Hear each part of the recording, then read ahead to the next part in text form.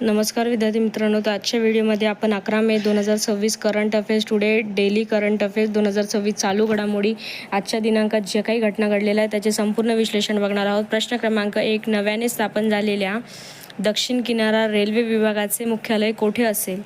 तर option 1 Guntur, option 2 Visakhapatnam, option 3 Amravati, option 4 Vijayawada. तर या प्रश्नाचं जे योग्य उत्तर आहे ते ऑप्शन नंबर बी आहे, विशाखापट्टणम.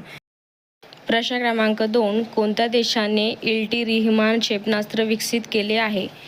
ऑप्शन 1 इराक, ऑप्शन 2 तुर्की, ऑप्शन 3 रशिया, ऑप्शन 4 इराण. तर या प्रश्नाचं जे योग्य उत्तर आहे ते ऑप्शन नंबर 2 आहे, तुर्की.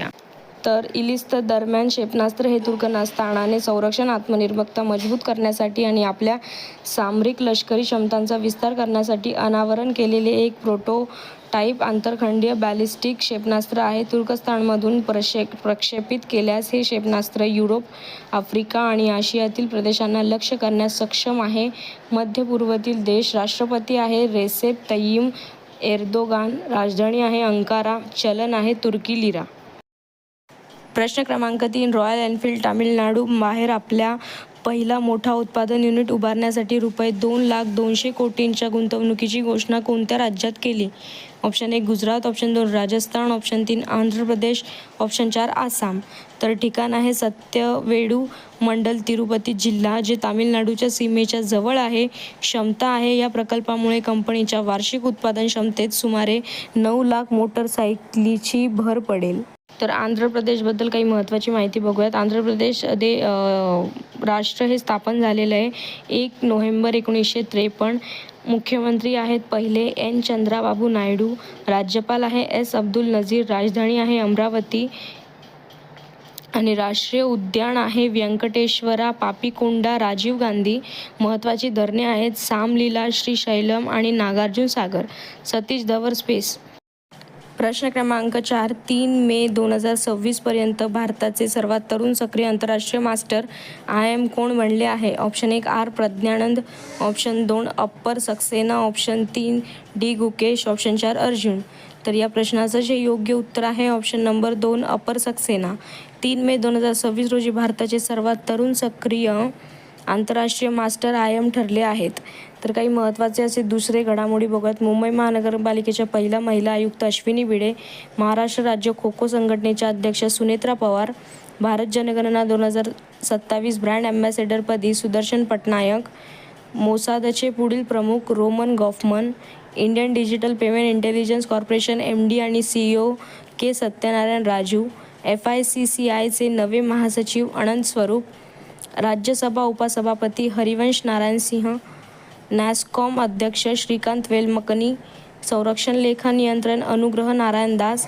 बॅडमिंटन वर्ल्ड फेडरेशन PWF परिषदेचे अध्यक्ष PV सिंधू. भारताचे पुढील संरक्षण प्रमुख CDS NS राजा सुब्रमणी. हे काही महत्त्वाचे असे नियुक्ती झालेली आहे, तुम्ही नक्की लक्षात ठेवा.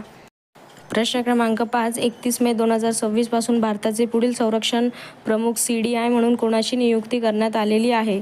तर योग्य उत्तर आहे ऑप्शन नंबर 1 NS राजा सुब्रमणी. नुकतेच तमिळनाडूचे नवीन मुख्यमंत्री म्हणून कोणी शपथ घेतलेली आहे? 1 विष्णू देसाई, 2 अनिल चौहान, 3 डी गुकेश, 4 जी जोसेफ विजय. तर या प्रश्नाचं जे बरोबर उत्तर आहे ते ऑप्शन नंबर डी आहे, सी जोसेफ विजय. ऐतिहासिक विजय. तमिळनाडूच्या राजकारणात गेल्या अनेक दशकांनंतर DMK किंवा AIADMK नसलेला बिगर द्रविड पक्षाचा पहिला मुख्यमंत्री म्हणून विजय यांनी इतिहास रचला आहे. तमिळगा वेत्री कळलम TVK पक्षाचे अध्यक्ष. आसाम मुख्यमंत्री हिमंत बिस्वा शर्मा. बिहार मुख्यमंत्री सम्राट चौधरी आणि पश्चिम बंगाल मुख्यमंत्री हे सुवेंदू अधिकारी आहेत. प्रश्न क्रमांक 7, तारा शस्त्र प्रणालीची पहिली उड्डाण चाचणी कोणत्या लढाऊ विमानाचा वापर करून यशस्वीरित्या पार पाडण्यात आली? 1 Sukhoi 30 MKI, 2 Reiffel, 3 Jaguar, 4 Tejas. तर या प्रश्नाचं जे बरोबर उत्तर आहे ते ऑप्शन नंबर 3 आहे, जॅग्वार. ही चाचणी DRDO आणि भारतीय हवाई दलाने पार पाडली. भारतीय हवाई दलाच्या जॅग्वार या 2 इंजिन असलेल्या जमिनीवरील लक्ष्यावर हल्ला करणाऱ्या विमानातून ही प्रणाली सोडण्यात आली. तारा ही भारताची पहिली स्वदेशी ग्लाइड शस्त्र प्रणाली आहे जी DRDOच्या हैदराबाद येथील रिसर्च सेंटर इमारतने इतर DRDO प्रयोगशाळा आणि भारतीय उद्योग भागीदारांच्या सहकार्याने विकसित केलेली आहे. प्रश्न क्रमांक 8. दरवर्षी राष्ट्रीय तंत्रज्ञान दिवस केव्हा साजरा करण्यात येतो? ऑप्शन 1 10 मे, ऑप्शन 2 11 मे, ऑप्शन 3 13 मे, ऑप्शन 4 12 मे. तर बरोबर उत्तर आहे ऑप्शन नंबर बी 11 मे. उद्देश आहे विज्ञान आणि तंत्रज्ञान क्षेत्रातील शास्त्रज्ञ, संशोधन आणि अभियंत्यांच्या कामगिरीचे सन्मान करणे. सुरुवात झालेली आहे. तत्कालीन पंतप्रधान अटल बिहारी वाजपेयी यांनी 1999 या दिवसाची अधिकृत घोषणा केली.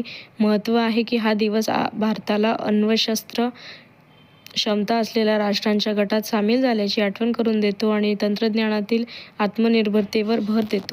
प्रश्न क्रमांक 9. 2026-27 हंगामासाठी ऊसाचा वाजवी आणि किफायतशीर MRP काय निश्चित करण्यात आला आहे? ऑप्शन 1 ₹365 प्रति क्विंटल, ऑप्शन 2 ₹360 प्रति क्विंटल, ऑप्शन 3 वरील दोन्ही, ऑप्शन 4 वरील पैकी नाही. तर बरोबर उत्तर आहे ऑप्शन नंबर 1 ₹365 प्रति क्विंटल.